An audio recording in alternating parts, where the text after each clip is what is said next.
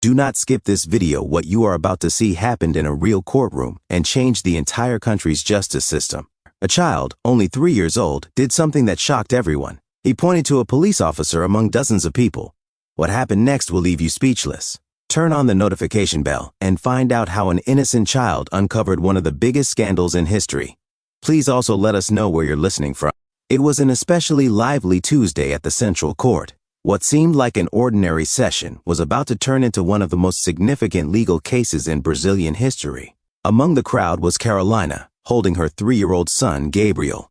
Little Gabriel, oblivious to the serious atmosphere, quietly played with his toy fire truck, his birthday gift. His curious eyes roamed the court's high ceilings, captivated by the grand chandeliers hanging above the heads of those present. Carolina was there as a witness in an armed robbery case. She had witnessed the crime through her shop window 6 months earlier and now had to testify. Having no one to leave Gabriel with, she brought him along. After much persuasion, the judge allowed it.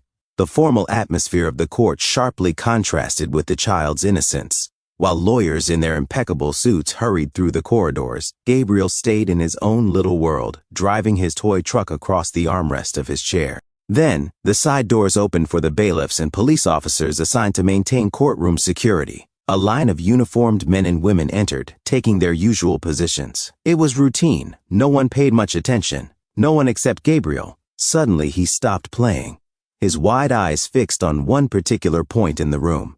His toy fire truck slipped from his small hands, crashing to the floor and echoing through the quiet hall. With a serious look far beyond his years, Gabriel raised his little finger and pointed straight at one of the police officers. "There he is!" His child's voice rang out, breaking the courtroom's solemnity. "Mama, it's him!" Silence filled the room as heads turned first to the boy, then to the pointed officer, who instantly turned pale. No one knew it yet, but that innocent gesture was about to trigger a chain of events that would forever alter the justice system. The officer Gabriel pointed at, Sergeant Silva, stood frozen, his face a mixture of surprise and fear. Carolina noticed his hands, previously steady, were now trembling. Judge Antonio Pereira, who was preparing to start the session, felt the tension rise.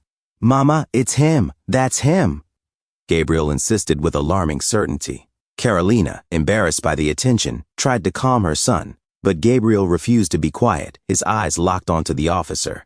Sergeant Silva took a step back, trying to blend into the wall.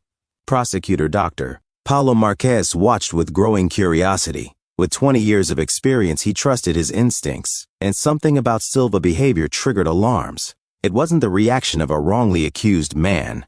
It was the reaction of someone who had just seen a ghost. "Let's take a short recess," the judge announced, sensing the growing tension. "Sergeant Silva, I would like to speak with you in my chambers." As whispers filled the courtroom, Dr. Paulo approached Carolina quietly. "Ma'am, can you tell me why your son reacted that way?" Still confused, Carolina replied. I don't know. Gabriel has never seen him before. We're just here for my testimony about the robbery." The prosecutor frowned. "Did you see the robbers' faces?" "No. They wore masks, but one of them—" Carolina paused, realization dawning in her eyes. One walked with a limp on his right leg. All eyes shifted to Sergeant Silva as he walked toward the judge's chambers, limping slightly on his right leg. Prosecutor Paulo gave a subtle signal to court security to block all exits. His instincts told him they were on the verge of exposing something huge. Hours later, the incident had spiraled into a full-blown investigation. While Silva was detained for questioning, a special team began digging into his record.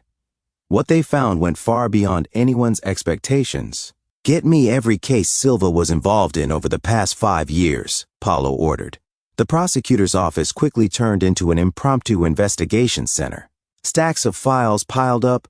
A disturbing pattern emerged. In every robbery, victims mentioned a suspect with a limp. Silva was always the first officer at the scene and played a key role in the investigations. Carolina and Gabriel were placed under special protection. Gabriel, still too young to grasp the enormity of what he had triggered, played in a safe room, but whenever Silva's name was mentioned, he froze in fear. "Ma'am," Paulo said gravely, showing Carolina a file. "You need to see this." Dozens of police reports were spread before her, all featuring robberies with masked suspects, one limping on his right leg. But that wasn't all. Investigators also discovered massive deposits into offshore accounts linked to fake companies, coinciding exactly with the dates of the robberies. As the investigation deepened, past victims were re-interviewed. Many identified Silva from photos without his police uniform. One elderly victim even fainted upon seeing him. "It's him. He was there," she trembled. "He wore a mask, but I'll never forget those eyes. And that limp." The scandal grew when other officers began coming forward. One young cop speaking anonymously said, "He led a complex scheme. He used privileged police information to select targets, committed the robberies himself, then was assigned to investigate them, framing innocent suspects." The investigation exploded in the media. "3-year-old exposes police crime ring," screamed headlines. Central Court became the epicenter of Brazil's biggest corruption scandal. After 48 hours of intense interrogation, Sergeant Silva finally broke. "It started 7 years ago," he confessed on video. "We used privileged police information to target vulnerable people, traders, the elderly, anyone likely to have cash at home. Then we robbed them." The investigation uncovered a vast network involving 3 senior detectives and even a retired judge. This wasn't just crime. It was systemic manipulation, Paulo said at a press conference. They framed innocent people while staying untouchable themselves. Carolina's shop had been just one of many targets. When Gabriel pointed at Silva, Carolina later said, "I suddenly connected the dots. That limp, I saw it during the robbery. But my mind refused to believe a cop could be a criminal." Gabriel became an unwitting hero. Psychologists praised his ability to recognize subtle behavioral cues adults missed. Dressed in uniforms, people command trust. But children are guided by instinct, Dr. Vanessa Moreira explained. The investigation also exposed a massive money laundering operation. Over 50 million reais had been moved through cryptocurrency and shell companies. Each new document revealed more layers, said lead investigator Patricia Almeida. What began with a child's gesture became the largest anti-corruption operation in local police history. Previous victims finally found peace. Wrongfully convicted people were released. "My father died believing street thugs robbed him," said one tearful victim. "Now we know it was the very people who were supposed to protect us." Months later, after Gabriel's gesture changed the justice system, reforms were sweeping through the country. Dubbed the Gabriel Protocol, new rules mandated independent oversight, body cameras for all operations, and AI tools to detect suspicious police behavior. Carolina was invited to share her story publicly. "I never imagined that day in court would change so many lives," she said emotionally. "My son unknowingly exposed a crime and transformed a system." Little Gabriel, now 4, remained blissfully unaware of his impact.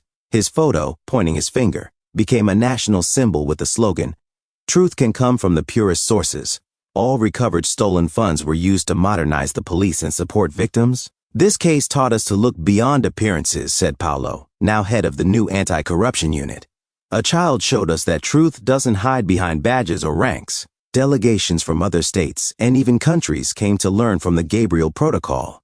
Law schools and police academies began studying the case.